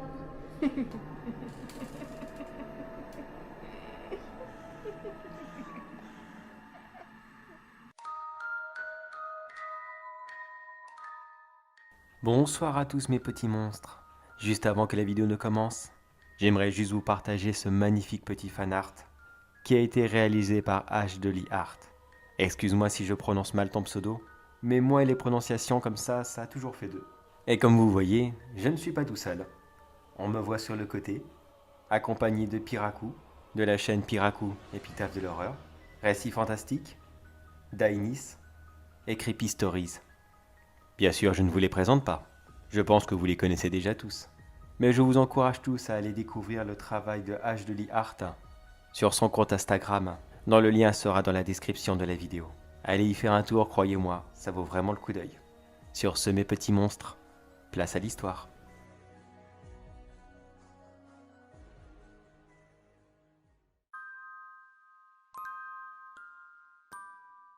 Je vois les morts. Oui, ça peut paraître complètement idiot dit comme ça. Ou alors on dirait simplement que je me suis trompé de réplique d'un film. Mais pourtant, je ne les vois pas directement, non. J'ai en ma possession une petite paire de lunettes. Elles ont l'air tout à fait banales. À vrai dire, c'est pour ça que je les ai prises. Cela s'est passé il y a quelques jours sur un vide-grenier, sans trop chercher quelque chose de spécial. Simplement par curiosité. Puis je me suis arrêté sur une paire de lunettes. Ce n'était même pas une paire de lunettes de soleil, juste une paire de lunettes de vue. Bien sûr, personne ne voulait les prendre, car vous savez très bien ce qu'il se passe quand on utilise des verres qui ne sont pas réglés pour ses yeux. Cela peut être très dangereux, mais j'ai toujours été très curieux. J'ai donc rapidement demandé au vendeur si je pouvais les essayer, afin de voir s'ils étaient adaptés à ma vue. Mes lunettes étaient très fragiles à ce moment, et malheureusement mon opticien était fermé, parti en vacances, par le plus grand de tous les hasards. De toute façon, je n'ai jamais eu de chance dans ma vie. La preuve, je suis tombé sur ces paires. Le seul jour où j'ai cru avoir de la chance, c'est quand j'ai remarqué que cette paire était pile poil adaptée à ma vue. Je me suis simplement dit que c'était le hasard, et que cette paire n'attendait que moi. Le vendeur m'a fait un prix quasiment cadeau pour cette paire de lunettes. Il n'en voulait vraiment plus. De toute façon, elles n'étaient pas adaptées à sa vue. Elles appartenaient autrefois à son grand-père, et cela lui faisait beaucoup trop mal au cœur de garder quelque chose venant de sa part. La première fois que je les ai portées, je n'avais pas remarqué le nombre de personnes supplémentaires qui avaient apparu derrière le vendeur et tout autour de nous. Il faut dire que je ne faisais pas attention à la foule. Alors une personne de plus ou de moins ici et là, comment j'aurais pu le remarquer? Ce n'est que sur le chemin du retour que j'ai commencé à constater qu'il y avait quelque chose de bizarre avec ces lunettes. Quand je les utilisais, je voyais des gens un petit peu sortis de nulle part, qui apparaissaient et marchaient dans la rue. Ce que je veux dire par là, pas qu'ils étaient là pendant une seconde et que directement après ils disparaissaient, même si cela était le cas quand je retirais les lunettes, mais je les retirais très peu, car je peux vous certifier que ma vue est très mauvaise. Et j'ai gardé cette habitude de toujours les garder sur moi, et surtout de les laver vraiment en cas d'urgence.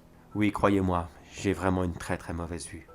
Mais ce que je veux dire par sorti de nulle part, je voyais des gens vêtus d'une tenue très différente de tous ceux qui nous entouraient.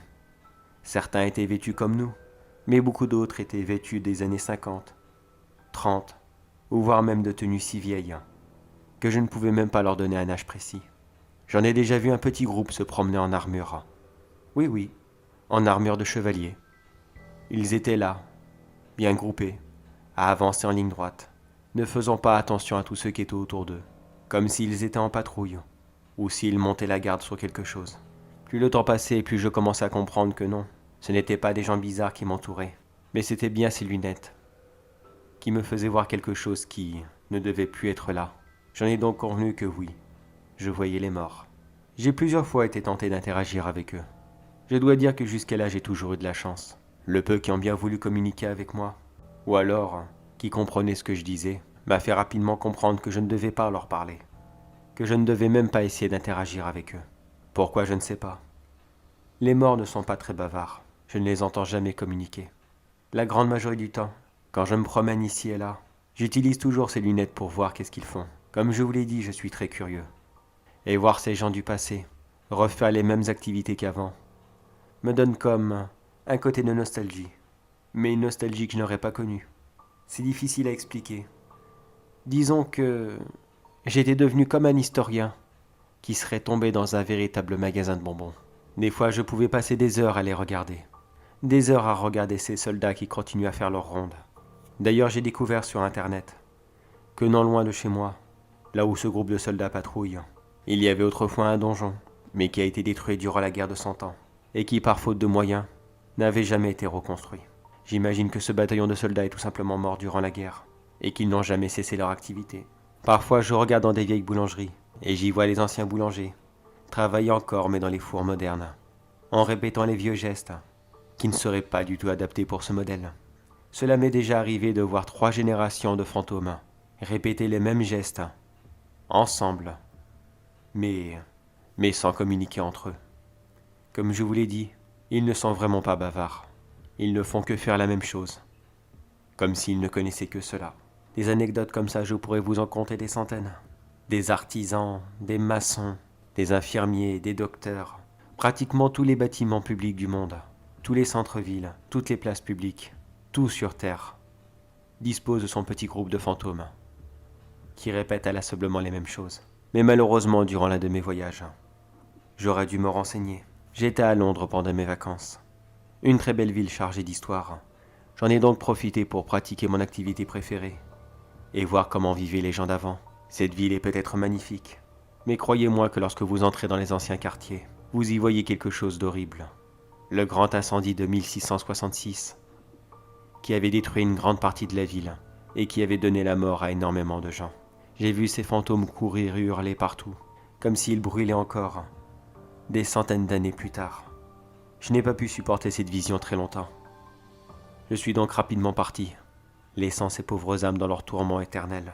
Pourquoi ce n'était que maintenant que je voyais des gens qui avaient connu une mort tragique, enfin du moins, vivre encore cette mort tragique, car les soldats près de chez moi, ils n'étaient pas en lambeaux, ils ne souffraient pas, eux.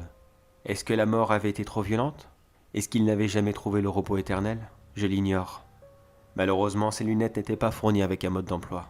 Mais juste avant de rentrer chez moi, j'ai fait une horrible découverte. Enfin du moins, une horrible rencontre. J'ai vu un grand homme se promener dans les rues de Londres. Il s'est lentement approché d'une femme qui était vêtue comme une fille de joie de l'époque. Et très rapidement, il l'a éventrée sur place. J'ai très rapidement compris de qui il s'agissait. L'un des plus grands mystères de l'humanité. Qui était ce fameux Jack? J'avais la réponse sous les yeux. Et malheureusement, ma nature trop curieuse m'a fait faire une énorme connerie. Je l'ai trop longtemps regardé. Et visiblement, il l'a remarqué. J'ai directement détourné le regard. Mais cet homme devait être extrêmement malin. Car il a continué à me suivre. Il allait pratiquement partout. Mais j'ai réussi à le semer après plusieurs longues heures de marche. Parfois je trottinais légèrement, car je ne voulais pas non plus passer pour un fou devant tout le monde. Mais il fallait à tout prix qu'il me lâche avant que je rentre chez moi. C'est ce que j'avais cru avoir fait sur le coup. Mais là actuellement je suis dans mon salon. Il y a quelques minutes j'ai regardé par la fenêtre, afin de regarder les quelques fantômes qui rentrent de leur travail, comme à leur habitude. Et c'est là que je l'ai vu. Il était là devant chez moi, à me sourire et à me saluer de la main, me faisant comprendre qu'il n'allait plus tarder à rentrer, et que cette fois-ci, il ne partirait pas seul. Je laisse donc ce petit message écrit derrière moi, et je pose les lunettes dessus. Si un jour vous les trouvez, je vous en supplie, ne les mettez pas, détruisez-les, brûlez-les, faites-en ce que vous voulez. Mais par pitié, ne les utilisez pas.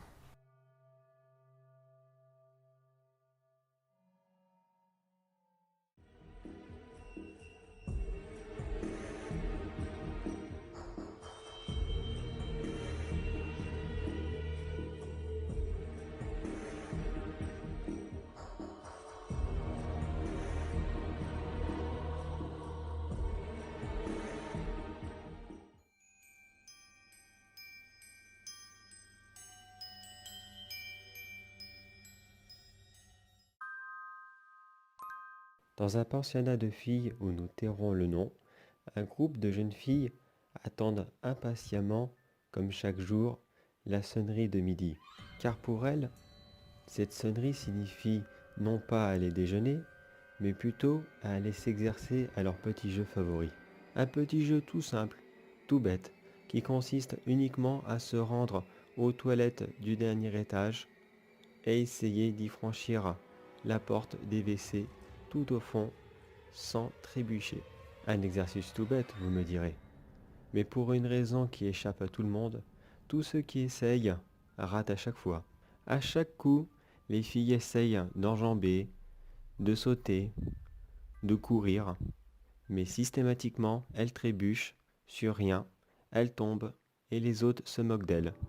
Des petits rires tout bêtes, rires bien méchants, des petites bêtises entre copines. Mais Margot, elle, reste à l'écart, elle ne joue pas. Pourquoi, me direz-vous? D'ailleurs, toutes ses amies lui demandent « Pourquoi ne joues-tu pas ?» Mais elle ne répond pas, elle reste là, dans son coin, timide, triste, angoissée. Le jeu se termine toujours rapidement, 10 à 20 minutes, juste le temps de rigoler un petit peu, puis elles retournent leurs activités. Mais Margot, elle, ne jouera toujours pas, ni aujourd'hui, ni demain, ni après-demain, ni aucun autre jour. Vous vous direz peut-être que Margot n'est pas joueuse ou est extrêmement timide, mais elle, si elle pouvait parler, elle vous répondrait tout simplement qu'elle est la seule à voir cette horrible créature qui reste assis dans le bord des toilettes et qui s'amuse systématiquement à attraper les jambes des jeunes filles dès qu'elles passent devant elle. Et à chaque fois, elle pousse ce petit rire affreux quand elle voit la bande qui repart tranquillement sans se méfier de quoi que ce soit.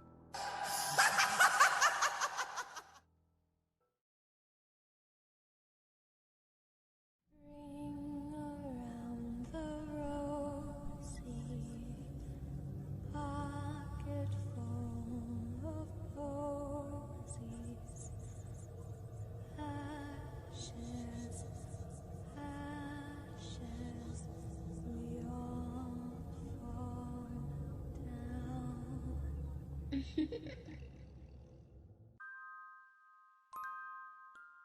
Je laisse ce message audio pour tous ceux qui ont sûrement la malchance de tomber dessus, juste pour que vous ayez la chance de comprendre ce qu'il vous arrive avant qu'il ne vous tombe dessus.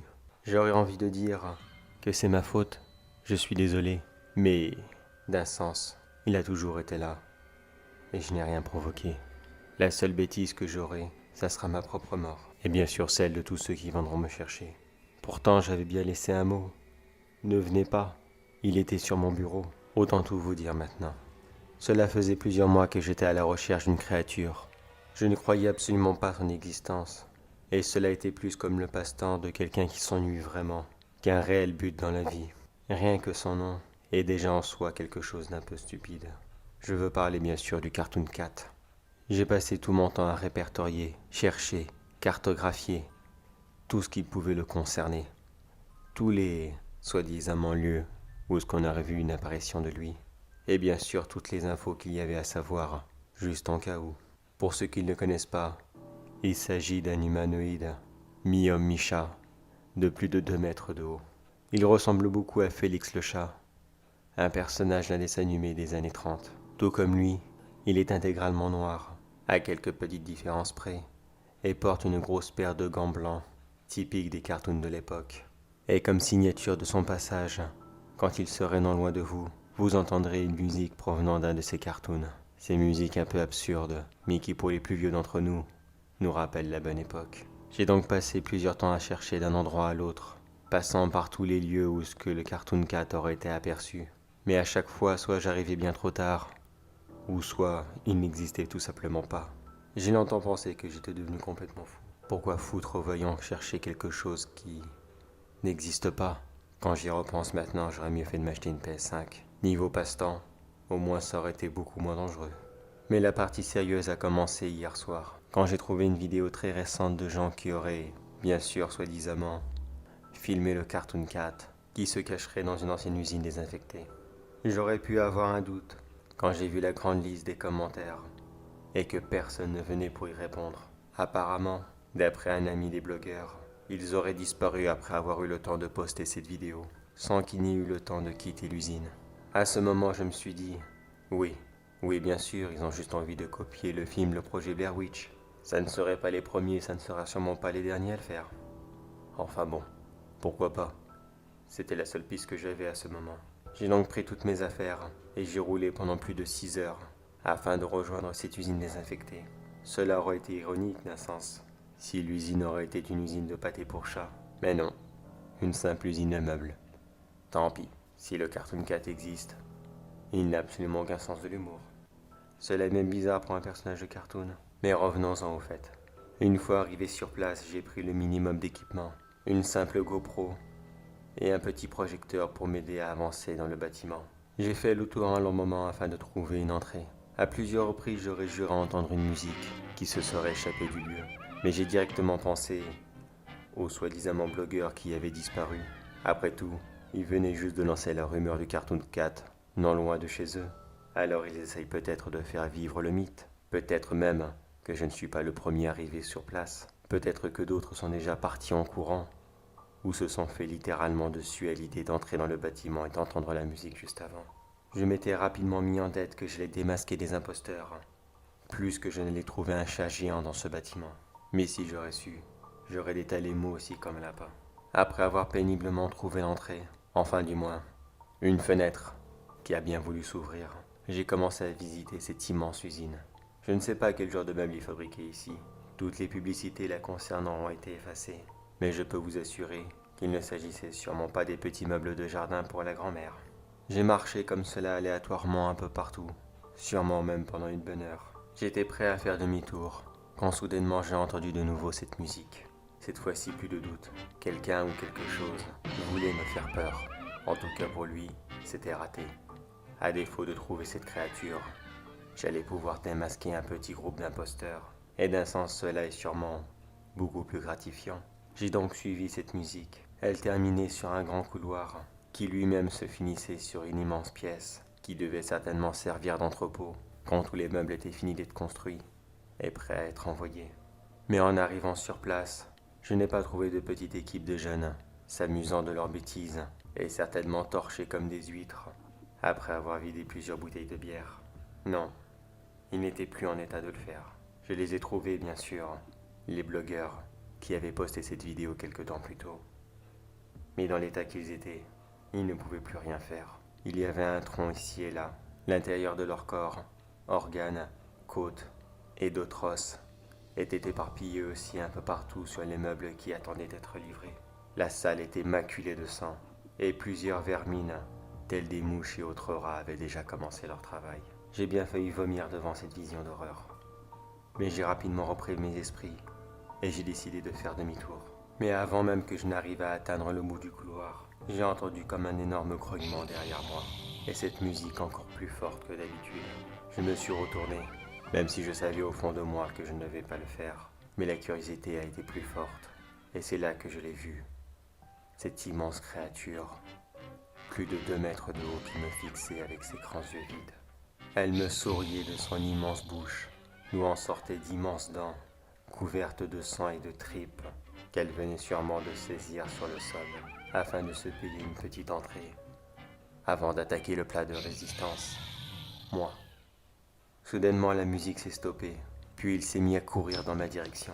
Il a réalisé le sprint le plus rapide que je n'avais vu, et j'ai à peine eu le temps de réagir, avant qu'il ne m'attrape avec ses énormes mains. J'ai passé rapidement la porte du couloir, qui était trop petite pour elle. Cela a réussi à me faire gagner un peu de temps, car il devait se contorsionner afin de passer à travers. Mais j'avais un gros désavantage par rapport à lui. Ici, j'étais chez lui. Il connaissait ce lieu.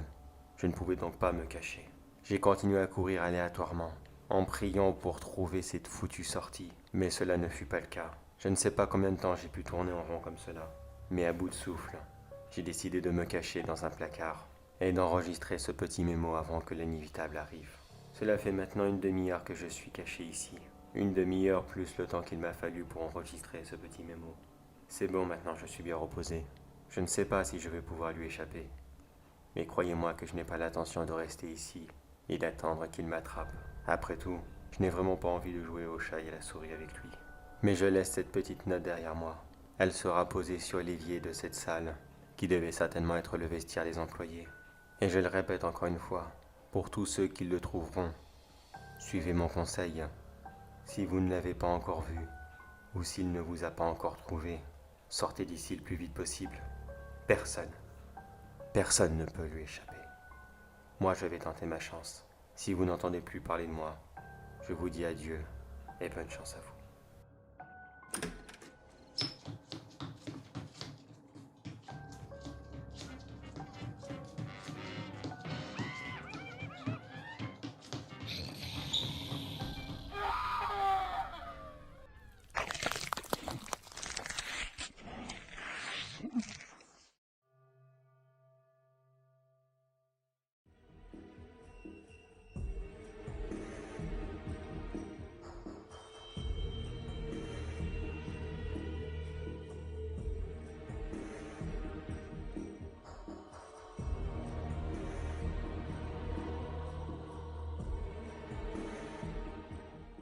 Ring around the rosy pocket full of posies. Ashes, ashes, we all fall down.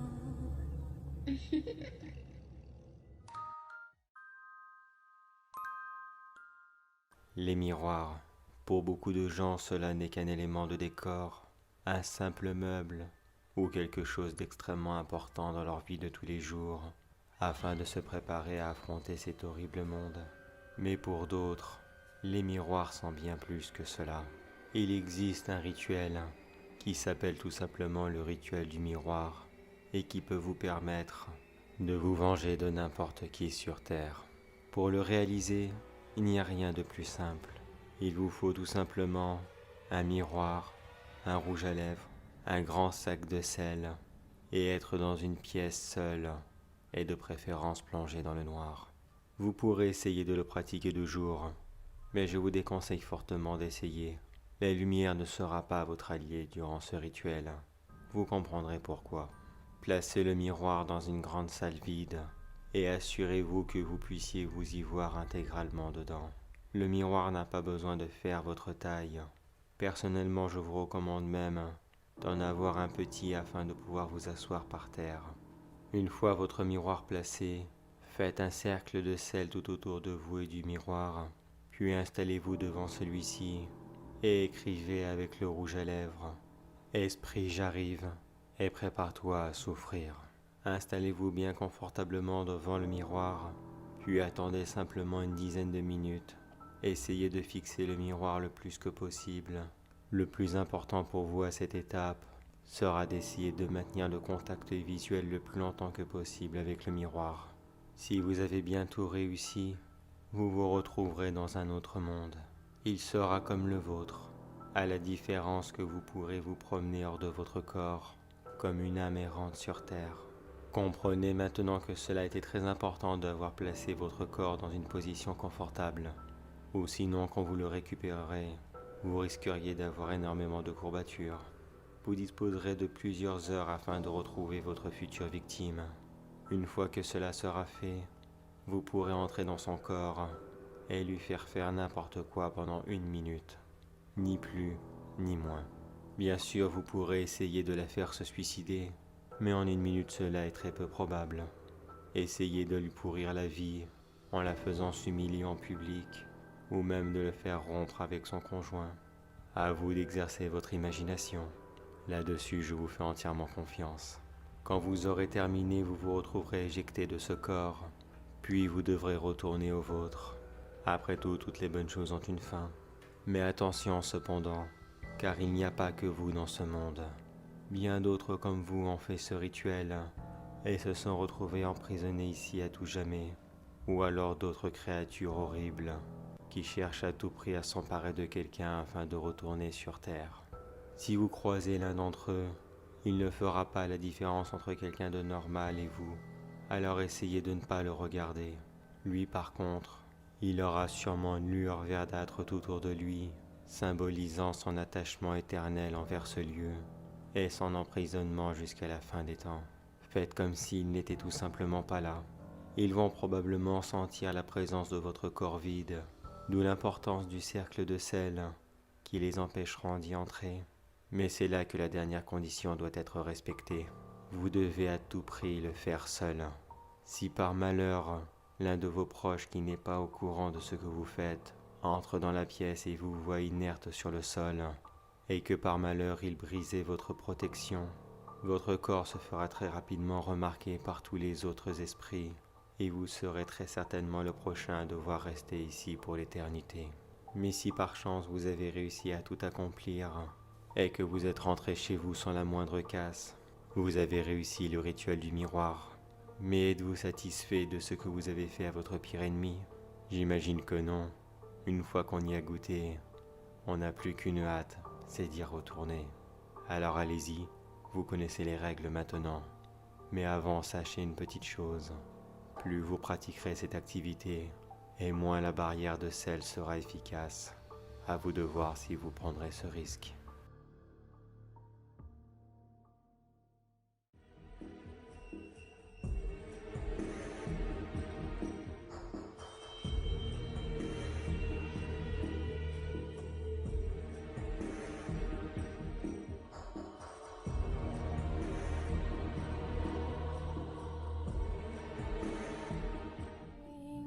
Ring around the rosy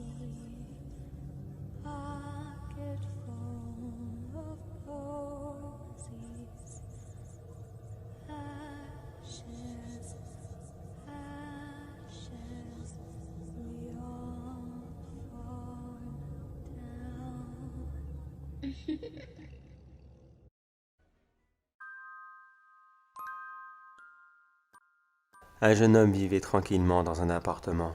Tranquillement, cela était le mot exact. Car voyez-vous, son quartier est rempli d'HLM, mais ils ont comme particularité d'être tous vides, à cause d'une grosse crise de logement et de plusieurs d'entre eux qui étaient déclarés insalubres. Il est donc le dernier propriétaire que l'on peut trouver à plusieurs pâtés de maison. Il vit très bien cette solitude, un grand calme et la possibilité pour lui de mettre la musique à fond tous les soirs, ou même de passer l'aspirateur à 3 heures du matin. S'il n'y a personne pour l'entendre, personne ne se plaindra. Mais cependant sa tranquillité fut brisée un soir. Il y a de cela 2 semaines, il était comme d'habitude, tranquille chez lui, et il déambulait comme cela dans son appartement, passant de son canapé à son frigo, afin d'aller se chercher une bière pour la boire devant son match de foot. Il passa rapidement devant sa fenêtre, et pendant un court instant, il eut l'impression de voir une silhouette qui était à la fenêtre d'un immeuble voisin. Il regarda de nouveau, mais il n'y avait rien. Très surpris et confus, il se dit rapidement qu'il avait dû halluciner, car de toute façon, il n'y avait plus personne dans le coin. Il fit comme si que rien n'était, et retourna à son occupation. Le lendemain, le scénario se reproduisit. Cette fois-ci, il s'était levé pour aller soulager sa vessie, et à peu près à la même heure, il passa de nouveau devant sa fenêtre, et il revit rapidement une silhouette, un peu plus longtemps cette fois-ci, mais elle n'était pas dans le même immeuble. 2 fois en 2 jours, c'est quand même assez spécial, se dit-il. Mais enfin bon, il est tard, la fatigue, les grosses journées de travail qu'il faisait en ce moment pour lui aussi quitter cet immeuble pourri, tout cela ne l'aidait pas. Alors il fit une nouvelle fois comme s'il n'avait rien vu, et il retourna à ses activités.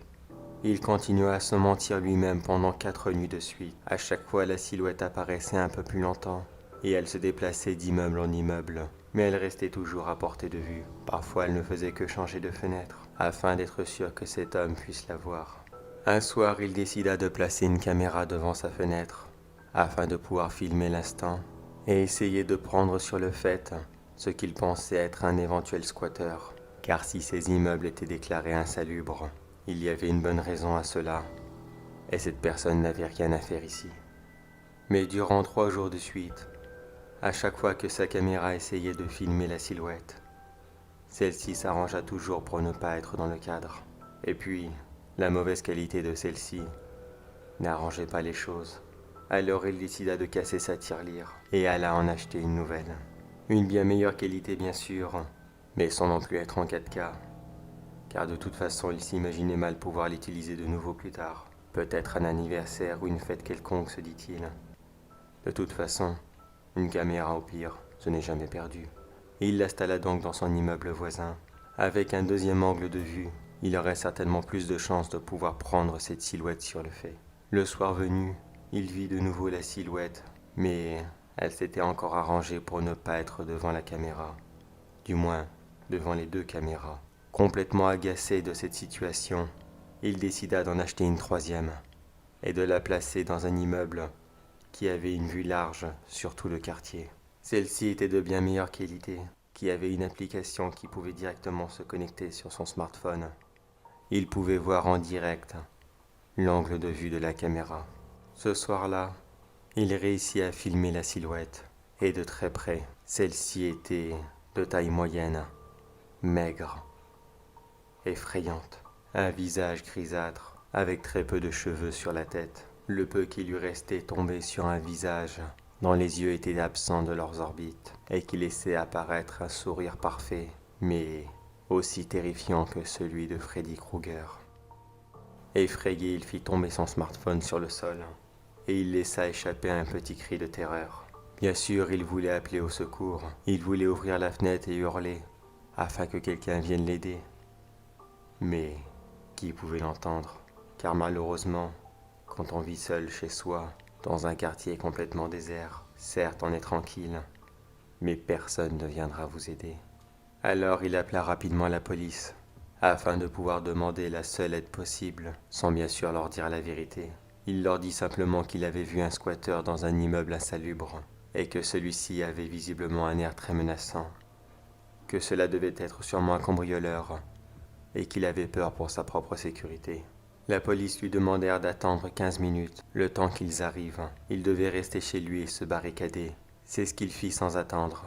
Mais une fois que cela était fait, il ne put s'empêcher de prendre à nouveau son smartphone et de relancer l'application pour voir ce que la caméra voyait de loin et savoir si cette créature avait bougé.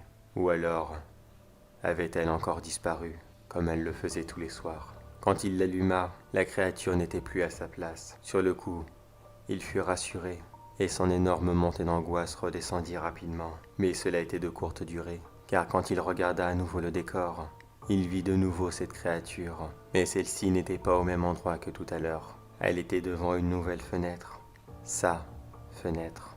Et quand il leva légèrement les yeux pour faire face au décor devant lui, il comprit alors que la créature était actuellement dans son dos et qu'il venait juste de s'enfermer avec elle.